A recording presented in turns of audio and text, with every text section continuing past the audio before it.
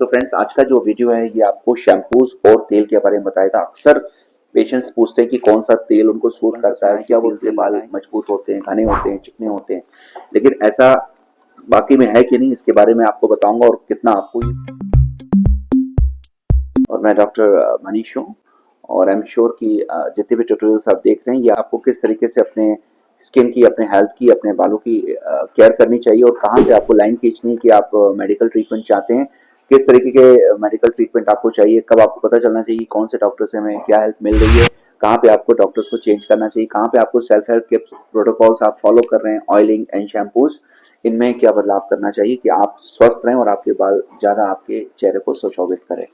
तो फ्रेंड्स, आज का जो वीडियो है ये आपको शैम्पूज और तेल के बारे में बताएगा। अक्सर पेशेंट्स पूछते हैं कि कौन सा तेल उनको सूट करता है, क्या वो तेल लगाएं, क्योंकि उन्होंने बचपन से सुना है कि तेल से बाल मजबूत होते हैं, घने होते हैं, चिकने होते हैं, लेकिन ऐसा बाकी में है कि नहीं, इसके बारे में आपको बताऊंगा और कितना आपको यूज करना चाहिए और which type of hair category which should use with oil, shampoos कौन से मार्केट में उपलब्ध हैं और किस तरीके से आपको यूज करना चाहिए। देखिए, मेरा कोई भी इंटरेस्ट शैम्पूज उनकी कंपनीज को फायदा पहुंचाने में नहीं है।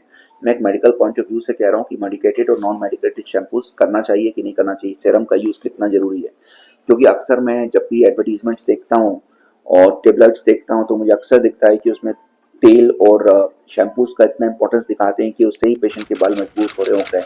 ठीक है, I am not against them, they are one of the best. Oil मैंने भी लगाया है बचपन से, कब नहीं लगाया वो भी इंपॉर्टेंट है जानना। देखिए फ्रेंड्स, ऑयल का सिलेक्शन, अगर आपके बाल चिकने हैं, पतले हैं और बाल टूटते हैं कभी कभी ज्यादा, तो आपको ऑयल का इस्तेमाल नहीं करना चाहिए। आप मैं किसी भी तरह के ऑयलिंग को रिकमेंड नहीं करूंगा। अगर आपके बाल ऑयली बाल है, ग्रीजी बाल है, मैंने इनका टेक्सचर यहाँ पे दिया हुआ, आप इसको देख सकते हैं। अगर आप इनसे मिलता है आपके बालों का, मेल और फीमेल, तो आपको ऑयल का इस्तेमाल नहीं करना चाहिए। और किनको ऑयल का इस्तेमाल नहीं करना चाहिए, अगर आपके बाल बहुत गिर रहे हैं या आपको टेलोजन एफ्लुवाइम है या आप एलोपेशिया के केस है या आपके सर पे जगह जगह चकत्ते हैं, तो फ्रेंड्स ऑयल यूज करना आपके लिए सही नहीं है। 10 में से 9 केसेस ऑयल के यूज करने के बाद कंडीशन को वर्सन करेंगे।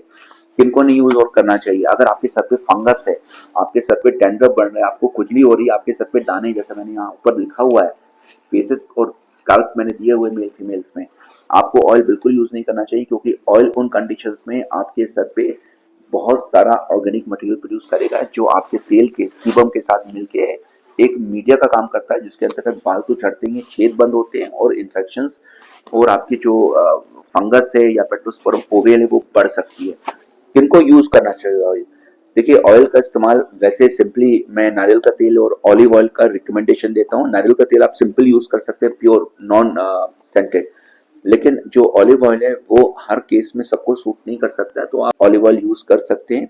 ऑलिव ऑयल में अगर आप थोड़ा सा टी ट्री ऑयल मिला दें, एसेंशियल टी ट्री ऑयल आपको मार्केट में मिल जाएगा, लगभग 25 से 30 बूंद आप 50 मिलीलीटर ऑलिव ऑयल में डाल के करके आप रात में हल्के हाथ से सर पे लगा सकते हैं। जरूरत पड़ने पे आप थोड़ा और उसमें टी ट्री डाल दीजिए। अगर आपको जलन उससे एलर्जीज नहीं है, आप इसका इस्तेमाल करें हफ्ते में 2 बार।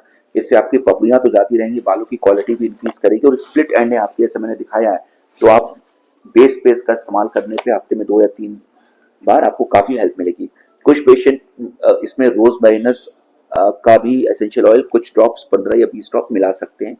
रोज मैरिनस सबको हेल्प नहीं करता, उनको ज्यादा हेल्प करता है जिनके बाल ऑयली नहीं होते हैं, रूखे बाल होते हैं, फ्रिजी बाल होते हैं, उनमें रोज मैरिनस और ज्यादा हेल्प कर सकता है, इवन हेयर ग्रोथ में हेल्प कर सकता है।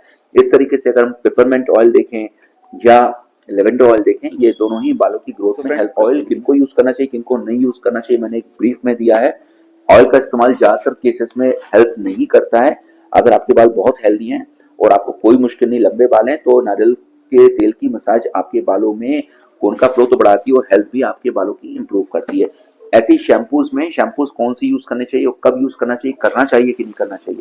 पेशेंट अक्सर कहते हैं कि मैं शैम्पू अगर नहीं करूँ तो मेरे बाल बहुत चिपचिपे हो जाते हैं, खराब लगते हैं, बाल गिरने लगते हैं। तो देखिए, ये सब आपका पर्सनल ऑब्जर्वेशन है कि शैम्पू नहीं लगाने से बाल गिरने लगते हैं या लगाने से बाल बेहतर हो जाते हैं। देखिए, शैम्पूज हफ्ते में 1 या 2 बार यूज करना चाहिए, क्योंकि कीटोनिक एसिड्स होते हैं जो बालों को साफ करते हैं, जैसे कपड़ों को वॉशिंग पाउडर साफ करता है, तो इनका काम सिर्फ बालों को साफ करना है। तेल और डर्ट जो कि इस पोल्यूशन के अंतर्गत आ रही है उसको साफ करना है। न्यूट्रिशन देना कभी भी नहीं है। न्यूट्रिशन बाहर से दिया ही नहीं जा सकता अनलेस कोई वो मेडिकेटेड ऑयल हो और उसके नॉन एक्शंस हो।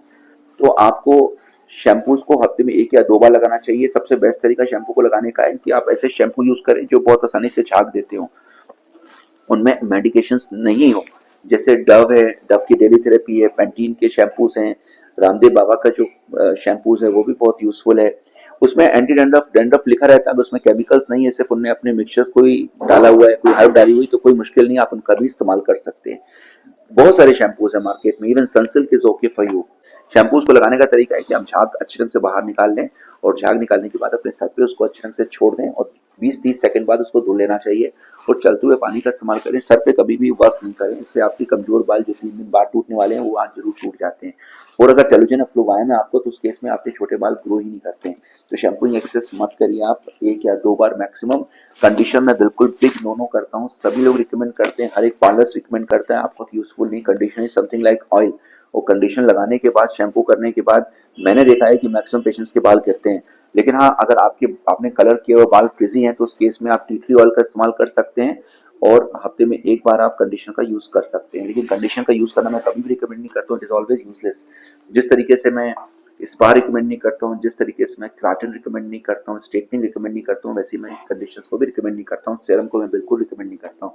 तो फ्रेंड्स, आप शैम्पू कोई भी यूज करें, मेडिकेटेड कम से कम यूज करें, स्पेशली कीटोकोनाजोल बेस्ड या उससे जुड़े हुए ज़ैक्टोन बेस्ड और सेलेनियम सल्फाइड है, तो ये उनके लिए रखें जब डॉक्टर ने कोई आपको रिकमेंड किया है और डॉक्टर ने रिस्पॉन्सिबिलिटी ली है कि भाई ये फंगल इन्फेक्शन है, सेबोरिक डर्मेटाइटिस है, और इसके लिए शैम्पू की जरूरत है। अदरवाइज आप मेडिकेटेड शैम्पूज का इस्तेमाल बिल्कुल ना करें। Say no to medicated shampoos, use the simple shampoos 1 और 2 टाइम्स अ वीक। लेकिन अगर आपके बाल गिर रहे हैं और आपको इन एडवाइस को आप फॉलो करते हैं, तो आप बालों को अच्छे से मैनेज कर सकते हैं। लेकिन अगर गिर रहे हैं लगातार, तो उसके पीछे रीजंस होते हैं, उन रीजंस का पता करना एक मेडिकल साइंस में इंपॉर्टेंट है, डॉक्टर्स ही कर सकते हैं, स्पेशली बालों की विधा से जुड़े डॉक्टर, जिनको हम हेयर डॉक्टर कहते हैं। हेयर डॉक्टर्स ऑल, दे में बी बीएचएमएस, दे में बी एमबीबीएस, और they may be an ayurvedic qualified physician, लेकिन वो बालों की विधा से जुड़े हुए हैं, उसके उसके टेक्निकल जानते हैं और उसके ऊपर वर्क कर रहे हैं, एक्सपीरियंसेस हैं। तो ऐसे डॉक्टर के पास जाने पे आपको ज्यादा लाभ मिलेगा और जल्दी लाभ मिलेगा। तो मेडिकल रीजंस बहुत सारे होते हैं, और मैंने अपने हर ट्यूटोरियल्स में एक लंबा चौड़ा आपको रीजंस और होम रेमेडीज बताई, आप उसको जरूर देखें, साझा करें। और अगर आपको कोई कमेंट्स लिखते हैं और या आपको कुछ पूछना है, तो आप इसमें मुझसे पूछ सकते हैं। इन नंबर पे कॉल करके आप ऑनलाइन मुझसे अपॉइंटमेंट ले सकते हैं, बहुत ही सुगम, ईजी होता है, और ज़्यादातर केसेस 2 या 3 महीने या 4 महीने में रिस्पॉन्स देते हैं, अगर आपने मेरे ट्रीटमेंट के प्रोटोकॉल और उसके मैनेजमेंट को फॉलो किया। Rest things I have already opened transparently in my all the tutorials. Please go through them. All the best. Thank you. Take care.